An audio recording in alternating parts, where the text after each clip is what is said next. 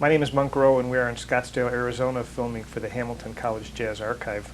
I'm quite pleased to have a young, up-and-coming jazz star, Kristen Korb, bassist, and made quite an impression here at the festival so far. Oh, well, thank you. I'm kind of at a disadvantage because I don't know a lot about you. Most people don't. Well, that's why we're here. Tell me where you were born and when. Well, I was born and raised in Montana, the jazz mecca Yes, of the West. I'm sure. And actually, my family had moved to Boise, Idaho, where my father had a Western wear store. And that was like through my kindergarten and junior high years. And when I was in 6th grade, the junior high choir and band programs came through the schools. And I was sitting in the gym floor, you know, with all the other kids, and I heard the choir sing, "Save the Bones for Henry Jones, 'cause Henry don't eat no meat." Okay. And I don't know why, but it just knocked me out. I was just like, oh, this is the coolest thing. Because up until that point, all I knew was country western music. I thought I was going to be Barbara Mandrell. I see. As a kid. I loved playing guitar. Yeah, and yeah. I did the Anne Murray songs, and, you know, we did a little bluegrass in the family. My younger brothers played, and so we all kind of would play that stuff. But when I got into junior high, I wanted to play for that vocal jazz group. And the choir director said, well, it's a bass guitar, but if you want to come in during your lunch hours, or before school or after school, you're more than welcome to play the instrument and see what you think.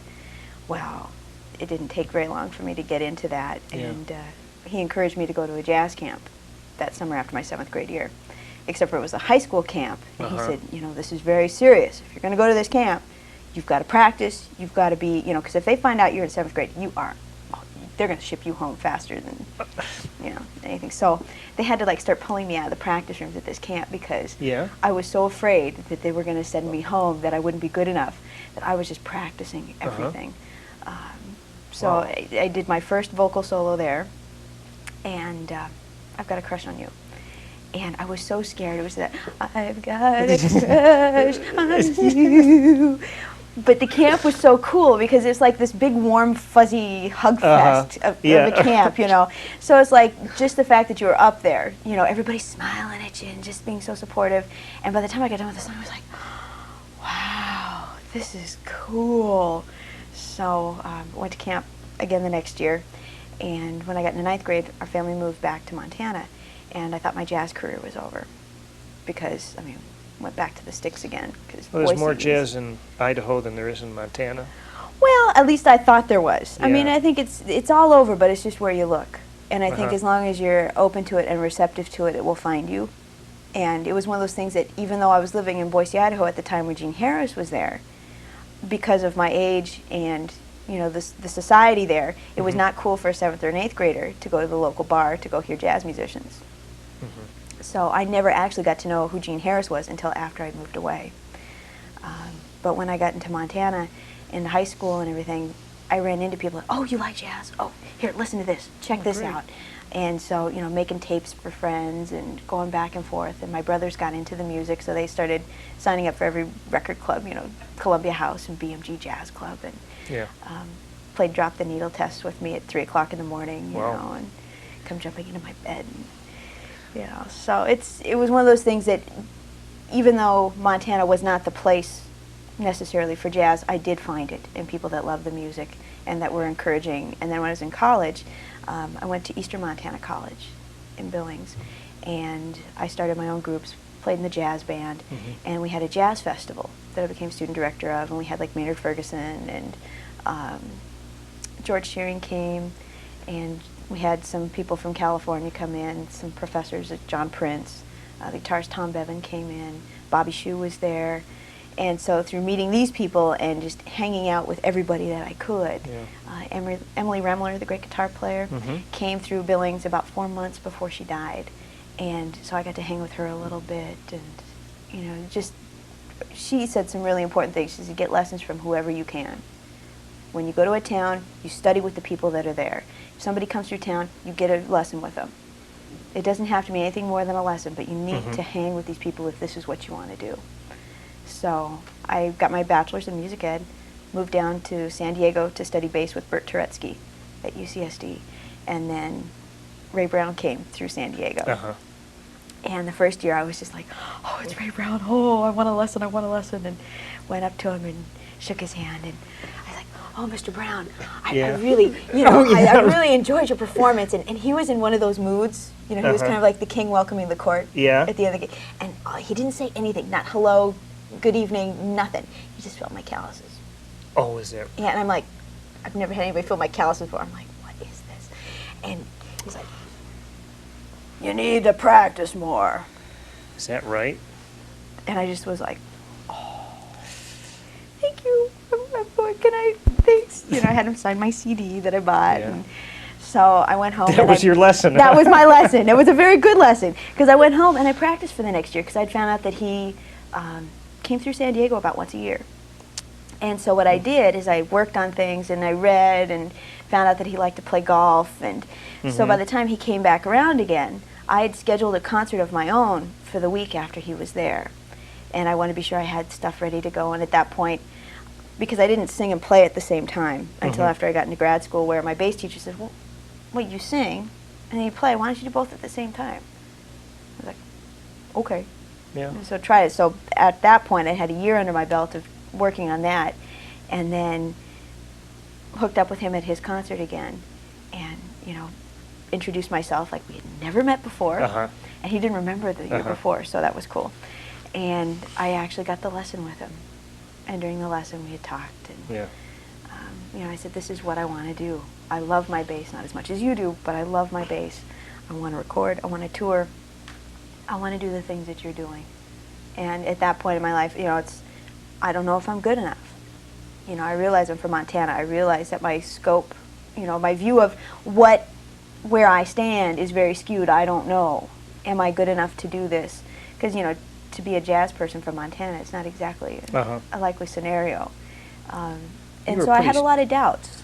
You were very self-directed from an early age, though. A little driven. A little driven. Okay.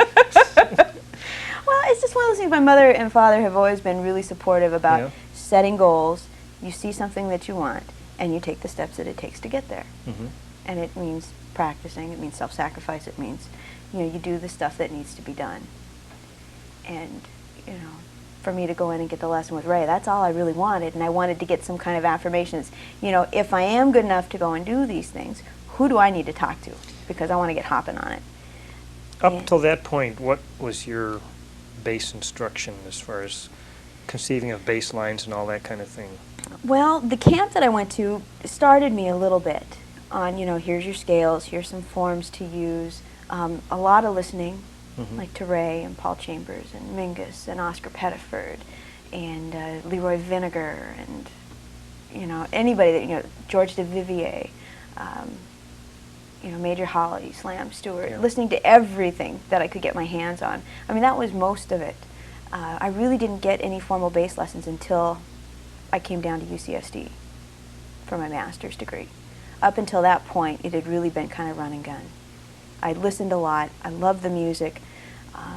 I sang more than played, actually, when I was in Montana. I mean, I played with everybody because I was the only bass player around. Right. But as far as really knowing, the right technique and pulling into the instrument and really getting a sound, I had no concept beyond what I was hearing and trying to make a good sound. But if you don't have the technique, you can't be efficient with it. So when I studied with Bert, he put me through the classical paces. I did the Simandl Etude book. I did a lot of bowing. My master's recital was half classical and half jazz. And because UCSD is a real avant-garde school, I got to study some with the trombonist George Lewis. I did a piece called B.B. Wolf. It stands for the Big Bad Wolf. And it's a piece composed for speaker and bass. And usually it's two separate people. But, I try to do both. Yeah. It has like a tango section where you're doing all these alternate techniques. And, I'm the big bad wolf, but I'm really not so bad. The wolf gets a bad rap. And so it goes through a tango section and a blues section and wolf calls. And you're hitting the bass all over and crazy things. So Bert really put me through the paces. And he's one of the finest teachers I've ever studied with, in that he saw where I was at. He saw, the talent that was within me, but he was also very open and just said, okay, yeah, you've got some stuff together, but you need to do this and this and this, and we're going to make hay slowly, and we're going to take you step by step to get the technique together so you can do what you need to do. Not that it had to be, you know, for him, I didn't really do any jazz stuff for him. It was, you know, let's get your chops together, and that way you can follow your own voice in whatever that needs to be. And, you know, he's gone way back with Ray Brown, so he was really encouraging and gave me a CD to give to Ray, and, you know, Bert is a master teacher, and I really have learned so much from him, and I still go and get, you know, the 500-mile checkup with him every once in a while. Well, did you study piano along the way, harmony, that kind of thing? Yeah, I did. Well, as a kid, I did, you know, like 4.5 years of guitar lessons. I did about 1.5 years of piano, and, you know, the school choir, I was doing the accompaniment things, and I took a few jazz lessons in 7th grade to try to, you know, I wanted to improve my voicings, but I really wasn't sure what I wanted, so I did that. And then, of course, you know, through getting a music ed degree, you have to take, you know, 2 years of theory, and I took music history and, you know, all that sort of stuff. But I think I've learned just as much, if not more, from hanging out with other musicians, or, you know, trying to transcribe a tune, you know, and write out the chord changes or what I think they are, and then go to a piano player I respect and have them tear it apart and say, okay, now this is what you mean, this is what you want, this is a flatted ninth, a raised 11th, and, you know, where I would have some other kind of harmonic thing set up because I could follow the bass lines pretty well, but sometimes those interior voices I wasn't as strong with. So, I mean, that really helps a lot, and I still go to piano players all the time, and, you know, here's what I'm thinking when I want to put these changes together, is this what I really want? And then they would play some things. They're like, oh, I like that sound. What are you doing? And then, you know, but I'm always learning. I mean, that's the beauty of this music, is that we never, ever stop. Whether it's a new tune, a new set of changes for a tune we already know, melodic ideas, approaches to a song. It's just, it's wonderful. So after you got your education up to a point where you felt pretty confident, did you have to choose between the East Coast and the West Coast? Or did it just kind of happen for you that you ended up? By the time I had my master's, I was already working. You know, my goal was, while I was in school, I was trying to get out of school as fast as possible, musically speaking. So while I was doing my studies, because I was watching the people around me that weren't necessarily there, they weren't jazzers, it's not a jazz school, but I would see them with the avant-garde thing, and they would be so intent on the performances for those school concerts and those ensembles at school that they never saw the community. They never integrated themselves. And then they would end up staying for their PhDs because they didn't have anywhere else to go. Yeah. And for me, I wanted to use the schooling to get my chops together. Yeah. And to me, you know, taking those lessons and doing the studies that I had to do to get the degree was to get me out into the community. So the first weekend I was in town, I went down to the, the Horton Grand Hotel, which is where the jazz stuff was happening in San Diego. So I'd go down there every weekend and hang out and meet the musicians and, you know, learn and listen. They used to call me the kid. It's the kid again. You know, so I met Holly Hoffman, who was a wonderful mentor for me there. She's been really supportive and encouraging and real honest with me when I've been playing well and when I haven't been playing well, and that was a wonderful opportunity. So, like, by the time I got done with the degree, I've just been in San Diego. Yeah, there's a few other good fellas there in players in San Diego. Oh yeah, James Moody, Charles McPherson, Mundell Lowe, Barney Kessel lives there. Although, you know, of course, with his stroke, he's not playing. But yeah, every once in a while he'll come to one of my gigs and hang out, and it's marvelous. It's really cool. But Did you get to learn the business end of things a little bit also Holly. then? Holly has been really good about that. And I've been one that I've always been pretty self-sufficient, and I know that in order to get to where I need to be, I have to take care of business. Because nobody else is going to do it for me. And, you know, you really don't have anybody else to lean on. So, you know, it's been one of those things that I've been pleased. I mean, you take your knocks along the way, and you learn stuff the hard way, but at the same time, we have to. There's no other way about it. It's like sink or swim. Yeah. And if you don't take care of business, it's going to bite you. So what was your first, what you considered to be a gig or a series of gigs where you really got to pull it all together and kind of use everything you learned up to that point? Every gig. Every gig. Every gig. There's no one gig. I mean, there's some where you play with better people than others, but every gig is important. Every gig that I play and have ever played is using everything that I've been learning up to that point. You know, because you're always trying to make the best music that you can. Of course, there's like a whole series of things, you know, when I was a kid, just being able to go and sing at that jazz camp. Mm-hmm. That was huge for me. That was life-changing. Playing bass, you know, in an ensemble at the college that I went to with David Garibaldi, the first time I really felt a solid groove. It was just like, Oh, is that the fella? He's in Tower of Power? Yeah. Yeah. Yeah, and it was like a funk set, but it was like one of those things where I actually felt a solid groove. It was the first drummer I'd ever played with, where it was just like, I was like, oh, this feels really good. You know, it's so, you know, just little moments like that. I mean, they keep encouraging you, or sometimes it was not even playing at all, but just being, you know, sitting there in a room listening to, you know, to Ray Brown play a walking bass line. You know, not even to have him solo, just to have him walk in that medium Ray Brown groove. You know, I mean, it's just, there are a series of things that are really important like that. But I think every gig is important. It doesn't matter if it's in a restaurant, a hotel, you know, at a jazz party like this. Every one of them demands, the music demands that you play your best and use everything that you've learned up to that point. Do you have a certain style of jazz that is your favorite? Yeah. I try to, you know, take in, there's different parts of me that, you know, there's a side of me that's a real bebopper. Vocally, I love the lyrics of Eddie Jefferson, John Hendricks, doing, you know, I love writing lyrics to solos. Well, last night, The East of the Sun, that was a lyric that I put to a Stan Getz solo off the Stan Getz, Kenny Barron, People Time.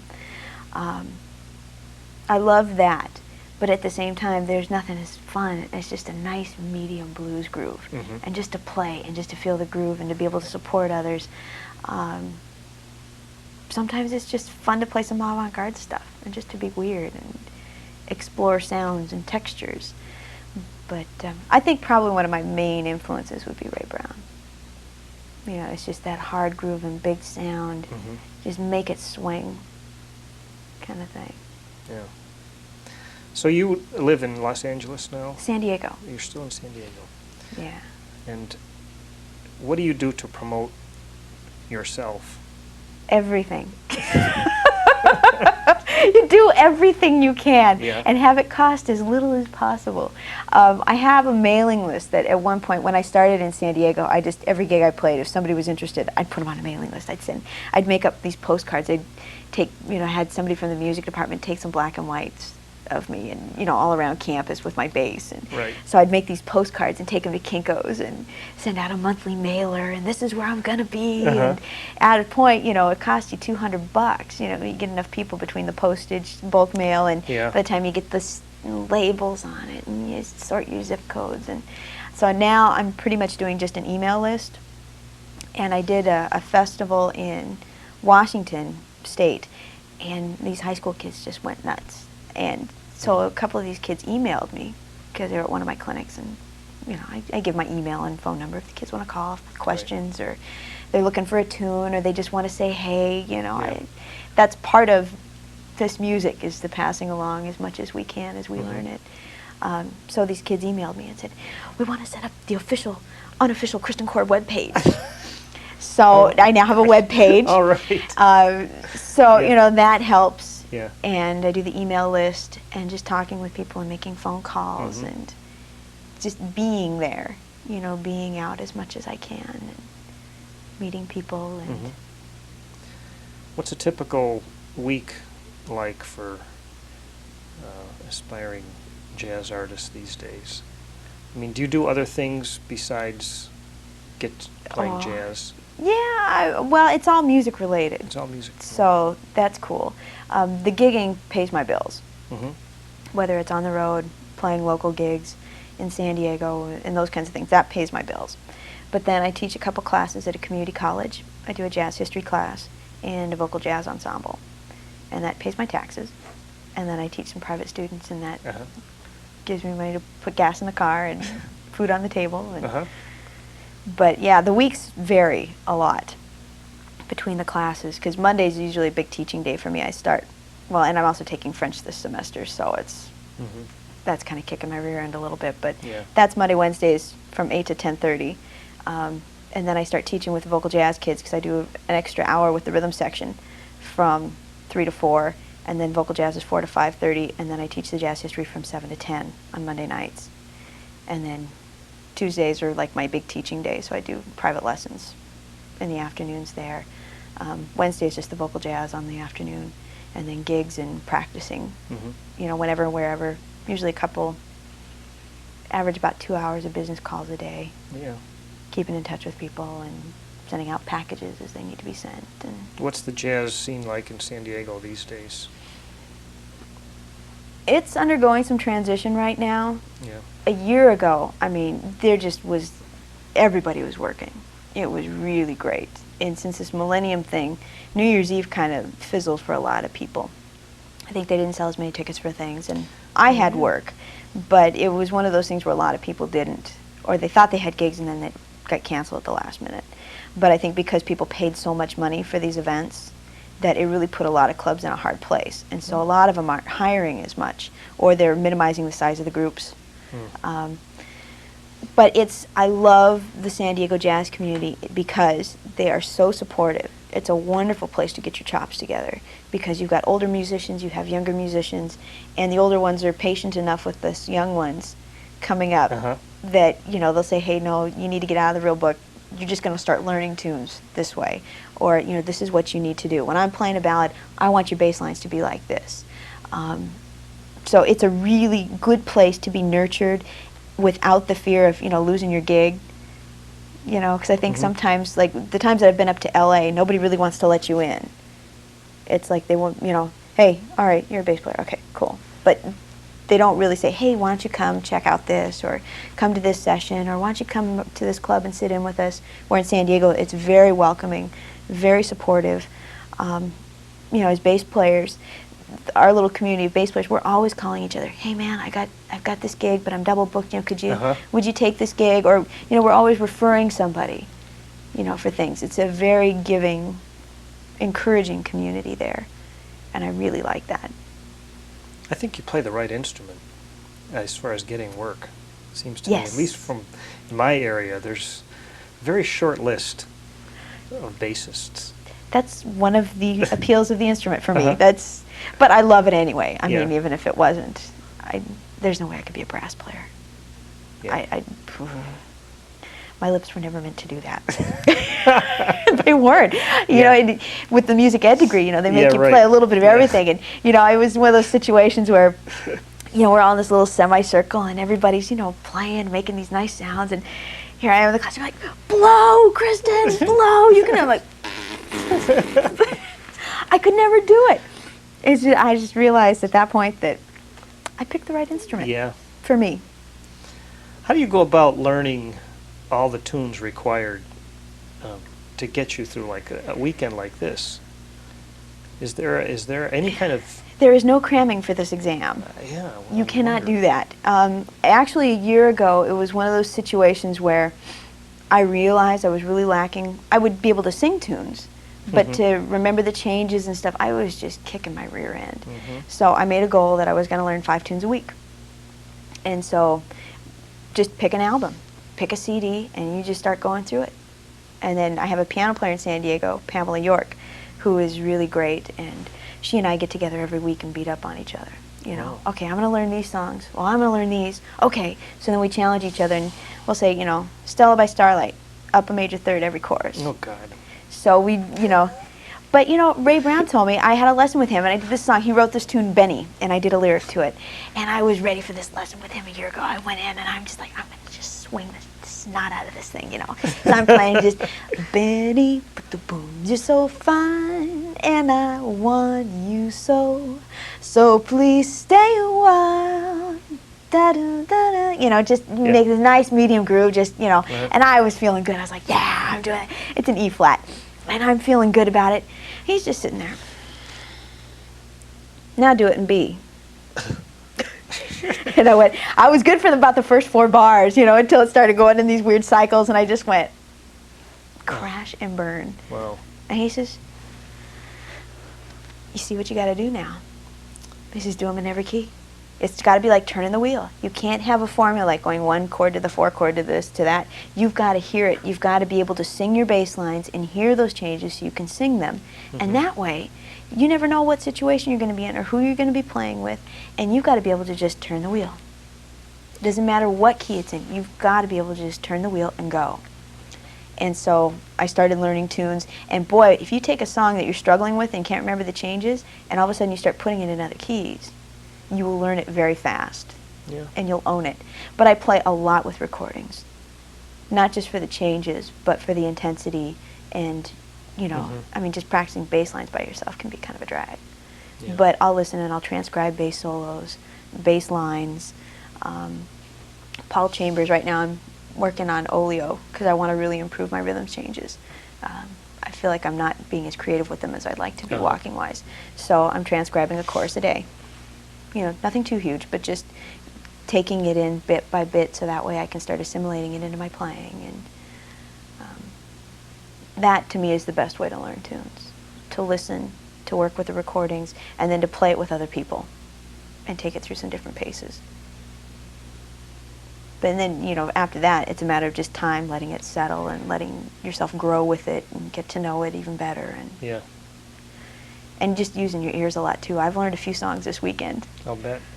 Just I like watching the bassist and the piano player. Sometimes they'll, look at each other and you raise your eyes but what did that say to the piano player? And back and forth, Sometimes what it is that even if you both know the song, because jazz is such a wonderfully creative thing, a lot of times people have alternate changes for different sections.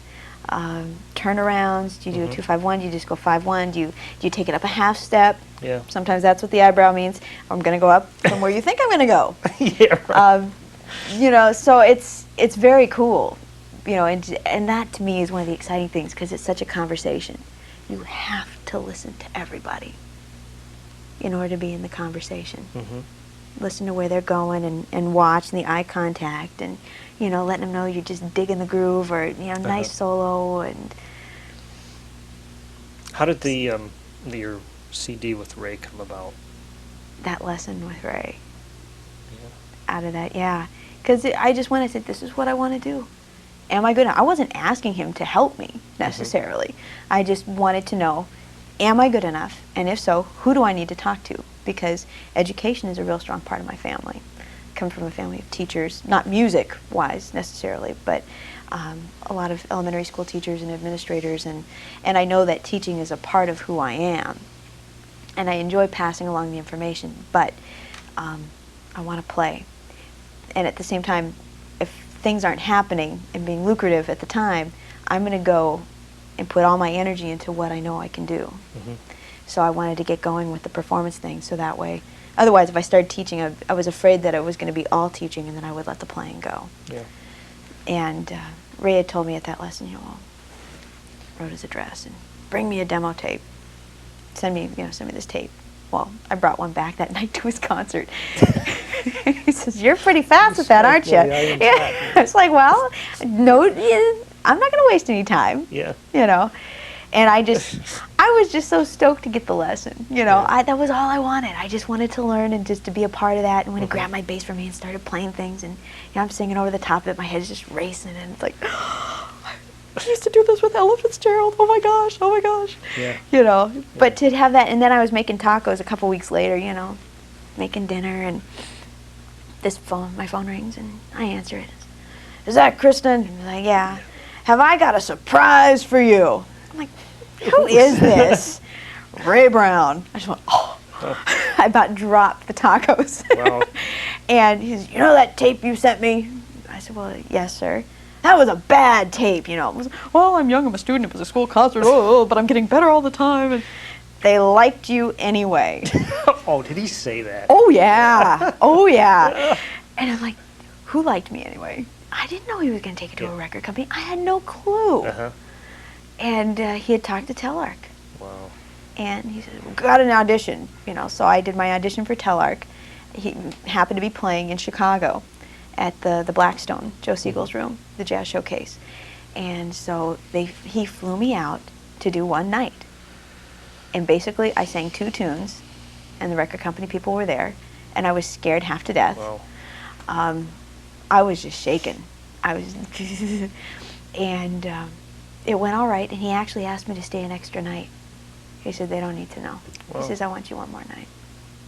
So I got to stay the second night, and it was worlds better. Mm-hmm. And it was one of those things where it was just so exciting for me to be a part of that. And through that audition on the gig, we put the CD together. Wow. And Ray took care of everything. We talked about the tunes, but basically I just showed up, and he had everything arranged. Mm-hmm. You know, Plaz Johnson, Connie Condoli, Yeah. Oscar Castroneves. Great. It was just awesome, you know. And I think out of that whole thing, one of my favorite moments was when he came down to San Diego to my house, and we're sitting at the piano, going through some tunes and ideas, and we were going to do A-Train, and he says, well, my ex-wife used to do stuff. I was like, my ex-wife used to take things, you know, like she'd take it slow, and then she would make it fast. Wow. And, What a you know, so feeling. he says, well, let's try this with A-Train, because I don't think anybody's done it. Well, we're sitting there together on the piano bench, and he's playing some chords, and it's just like by the time we got done with doing it slow, we just looked at each other and was like, that's it. That's what we'll do. We don't need to take it fast. Uh-huh. You know, and it was just that moment of creating with him, you know, in such a casual situation, but it was, for me, it was just so unbelievable. It was very cool. Yeah. The percentage of gigs that you get called for these days, are they mostly for your singing or your bass, or for both? Now people can get 2 for 1, I guess. Yeah, well, it's interesting, because like locally, they didn't even know I sang. Uh-huh. You know, because the other musicians, oh, you got to see you with Ray Brown. Oh, that's so great. You know, man, I bet those bass duos are just cool. Uh-huh. It's like, well, actually, I'm singing on the album. You sing? Yeah. We didn't know you sang. I play. You know, I'm a bassist who happens to sing. Uh-huh. So then once that was established that I actually did sing as well, then people were like, Kristen, we want you to play bass. You know, we need a bass player in this gig. Mm-hmm. Since you're coming on the gig, could you bring your sound system?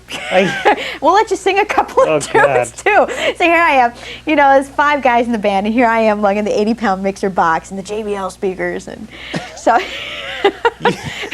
or you know, I'll get called, like I'm going to be doing this festival in Banff in a couple of weeks, and so I'll be doing bass clinics, improvisation clinics, and then I'll sing with the big band. So it's crazy. Or I'll work vocal jazz festivals, but I'm there as a bassist. So I'll be working with choirs or with rhythm sections, but primarily my focus is to get the rhythm section together. And I'll do rhythm section clinics, and then that night on the concert, I'm the bass player. Wow. I don't sing.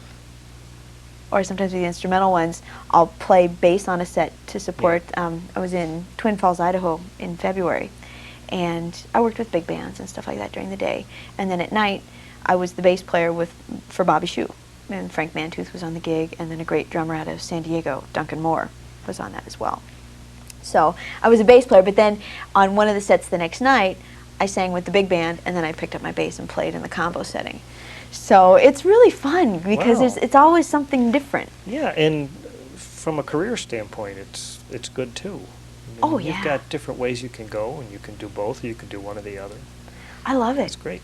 It's wonderful. And like if I get sick, I can still just play. Yeah, right. You know, with a singer, you know, it's just so flaky, because if you got a cold, or you know, the air is dry, it's like you can't sing, and you know, with this, it's just I can always play. Mm-hmm. 10 years from now, if we sat down and did this again, what could you hope to be telling me? I want to play with the jazz greats. Yeah. I mean, this is certainly doing that. Yeah. I want to do more. Yeah. I want to do a lot more. Who's on your wish list to play with? Kenny Barron, Russell Malone, and Jeff Hamilton are my top 3 right now. Yeah. That's my goal in the next 3 to 5 years. Actually, 1 to 3 years. I want to play with those guys. I want to be in those bands. Mm-hmm. And then beyond that, you know, of course, everyone that, you know, I think I would really like to be in New York. I'm feeling this urge Think so. to be there. I've just got to figure out how to get myself there. Mm. Because, I mean, one of the things in that I've been taking care of my own business, I know that the scene there is marvelous. Every time I visit, I have a blast. I learn so much. It's just a creative, you know, bubble bath. I mean, Yeah, it's just... there's an energy there for sure. Oh, yeah, I learned so much. But at the same time, I don't want to move into that community and have to be dependent on it for my livelihood. Because I know that it's not going to pay in that way. Yeah. You'd have to get out of town, and I don't want to move there not really knowing too many people. So what I'm trying to do right now is make visits at least once a year. I'd like to up it to twice a year. Mm-hmm. And just hang for a week or more each time and, you know, meet the musicians. I was there a year ago, and I got lessons with Ron Carter and Rufus Reed. Hung out at Milt Hinton's house one afternoon. Oh, right. Russell Malone is really cool. I mean, he took me to a bunch of jam sessions, and we got a chance to do some playing, and so it was very cool. And that, you know, I started meeting more people. So I see that continuing, you know, and to be able to do more of these jazz parties and play with these guys, and I want to play with the greats before they go. Yeah. These guys are going way too fast. Really. And I think they have something, because I have a lot of respect for the younger players, but there is something so intangible about the guys that went through the stuff like what Ray's gone through. Yeah. And the guys that played with Monk or played with Ellington, Blakey, you know, the guys that have been through the history, you know, that there's just something in their music that does not exist in the younger players. I know. I wish I could put it in words, what that is. I think it's a spirit. Yeah. It's a real spirit thing. And I want to be a part of that. And I think the only way you can be a part of that is if you're there. Mm-hmm. You hang with it. You live with them. Live with that music. You know, to play with it is a totally different vibe than to sit in the audience and to listen to it. Just playing with these guys was such an eye-opener for me. You know, these guys that I've been listening to on recordings, but to actually get to be a part of that creative process with Mm-hmm. them, I mean, you really end up taking a lot with you, you know. I think Kenny Barron embodies a lot of that. I think he's got that, he has his own voice in the music, but at the same time, there's all this tradition within him, and he just swings so hard. Mm-hmm. But he can be abstract with some ideas, but at the same time, you always know he's got a foot in that tradition, no matter how far out he goes. And I think Russell Malone has got a lot of that as well. And Jeff Hamilton, of course, from all of his years with Ray, Yeah. really just has that feel, just so, he just purrs. And his time is so good. And just, you know, to the West Coast Jazz Party with him 2 years ago, and just have him just growling at me over that ride cymbal, you know? I mean, there just is nothing that feels like that. You were born with a groove. I have to say that. Oh, thank You know, you. just the pleasure that obviously gives you, which is actually undefinable, but, you know, when it's right, man. Oh, And nothing how one feels person better. can really provide it more than another person. I mean, what exactly is that person doing that's so much better than everybody else? I don't think it has anything to do with technique. Uh-huh. I really, the more I'm looking at it, I mean, there's a certain, I mean, if you want to be really analytical about it, you know, I mean, you listen to somebody like Ray Brown, I mean, he's got these big, fat, the round tone, Mhm. everything is connected, there's a tack, but Jeff Hamilton calls it the growl. Yeah. You've got that growl inside that's just that, that just, I've done this with students, that they get playing and their notes, it's a difference between going from note to note to note to seeing things in a line. And I find that when I'm growling, that comes out more. Uh-huh. and you just have to love a groove.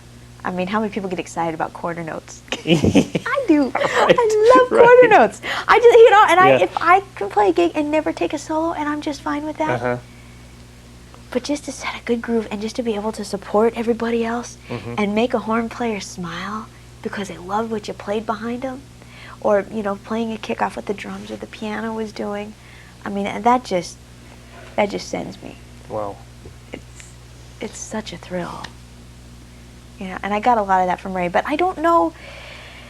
There's some guys that have just the most amazing technique in the world, but it won't move your soul. And there's some guys that are just so sloppy with the technique, you're just amazed they can even play like they do. But there's something within. I think it's that spirit. You know, if you want to call it the growl or whatever, I think there's something in there. But I mean, that's the beauty of jazz too, is that everybody's got such an individual voice. You can have the same technique as 5 other guys, and everybody's going to have something different to say. Right. I kind of enjoy the fact that it's intangible, because that's what makes the greats, you know. If it wasn't intangible, then we'd all be on the same level, I guess. Well, and I think some of that intangibility is the voice. It's really being true. I mean, we take in everything, you know. I mean, Ray is certainly, I mean, Monk used to call him Slam Pettiford. Oh. You know. Oh, yeah, okay. Slam Stewart and Oscar Pettiford. You know, and Ray's told me stories about going to watch Oscar Pettiford play and just being the wide-eyed kid in the front row, you know.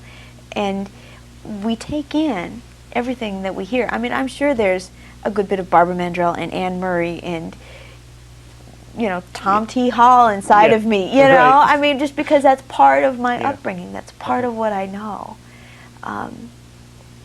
But I think ultimately our job as musicians is to tell our story in whatever way that is. And that's the intangible, because everybody is so unique and beautiful in their own way. Everybody has something to say. And, you know, to have that intangible, we're not trying to be anybody else but ourselves. And I think that's one thing that the masters really have when we think of Thelonious Monk. For good, bad, or otherwise, Monk was always Monk, whether it was profitable for him or not. He played his way in his terms, and that wasn't necessarily everybody's bag. Because sometimes he wasn't always a team player, from what I understand. But I wouldn't have Monk any other way. That was him. You know, you listen to that Ride Symbol of Art Blakey. You know it's Blakey. That's his story. Mingus. He was always Mingus, whether it was profitable or not. You know from about 2 quarter notes what Ray Brown's sound is. It's just, it's so cool. That was such a big part of that era of the music, is people having their own identifiable sound. I've heard that so much. And I think today's guys, I mean, everybody's got their own sound, even though we've got a lot of kind of clone people. But I think if you listen to them long enough, I think at this point we've listened to those guys so long now that it seems more obvious to us, I think. Where with a lot of these younger guys, we still haven't listened to them enough. Because I'm getting to the point now where I can hear Russell in about 3 notes. You know, but I've been doing a lot of listening. You know, I want to play with him, so I'm listening to his music. I'm playing his tunes. You know, and after a while, you hear that voice come out in whatever way that is. You know, but I've had friends tease me for a long time because I couldn't tell saxophone players apart. I couldn't tell a tenor from an alto. I was just pathetic. And then I really started listening to them. I'm playing with the CDs, and all of a sudden, it's just like hearing the voice of a friend. But it's a matter of that listening, and I think with the younger guys, we just haven't done that enough. But we can certainly hear the influences. You know, I listen to Diane Reeves, who is a marvelous singer. I mean, her pitch is just pristine. Her breath support is just amazing. And she certainly has her own sound. She's being very eclectic with her music. You know, borrowing from pop, borrowing from jazz. She's doing a little bit of world music kinds of things. Very creative. But man, every once in a while, I will hear a Sarah Vaughan lick come out of her. It's just, you know, some of those half-step, you know, da-da-da-da-da kinds of things. I just go, that was a Sarah Vaughan thing. You know, but she's still Diane. You know, when Ray plays, you know, Swing Until the Girls Come Home. You know, that's Oscar Pettiford. Uh-huh. But it's still Ray. Yeah. That's great. Well, I've really enjoyed talking to you, and I've had a blast. you know, I wish you the best. I hope you keep your calluses up. Oh, I have to. Yeah. It's What's the process of finding your next record, your next CD? well, I was supposed to do something for Azika, Uh-huh. and the week I was supposed to go in the studio, the distributor went bankrupt, and so, I mean, I had my gigs all subbed out. I had everything Yeah. ready to go, and that came up and postponed everything. So at this point I have tunes, I have Mhm. arrangements ready, and it's just a matter of getting it financially put together. So I don't know if Azika at this point is getting ready to do something. They told me I'm their next project, Yeah. and I know they have a new distributor, but it just takes time to get the money going again. Yeah. So hopefully that will work out soon. Otherwise, I've got a couple of people that sound like they're interested in finding investors for me and making something happen. But I am certainly feeling the need to get in and do something. Yeah. Yeah, I think that's a part of the process with this music as well. Mhm. Not just the live performances, but having the recordings to kind of mark your growth. Right. And there's a certain amount of marketability thing that, you know, you have to have a new CD every so often so people have something to hear. But for me personally, I feel the need to mark my progress. And there's not a more concrete way to do it. I mean, even Yeah. when I was a kid, about every 6 months, I would make a little tape. These are the songs I'm working on. This Yeah. is where I'm at. And I still have them. I don't know if the cassettes will play anymore, but Right. you know, it's one of Yeah. those things that just to mark your progress, so that, you know, on some days if you're feeling really bad about your playing, you go back and listen to, you know, a few years ago, and go, oh man, Uh-huh. I'm really a lot better. Or some days when you get feeling cocky, you go back and you Yeah. listen to those and you go, oh, that's where I came Uh-huh. from, you know? Right, right. It keeps you honest, you know, and Yeah. I think it's important for us to see how we're growing. And having those markers, I think, is a good way to do that. Yeah. And for me, I feel that's something I need to do. Well, best of luck to you, and I'll you. kind of look for you in New York in the future too, because we're fairly close to there, and hope it goes well. Thank you. All right. Appreciate it.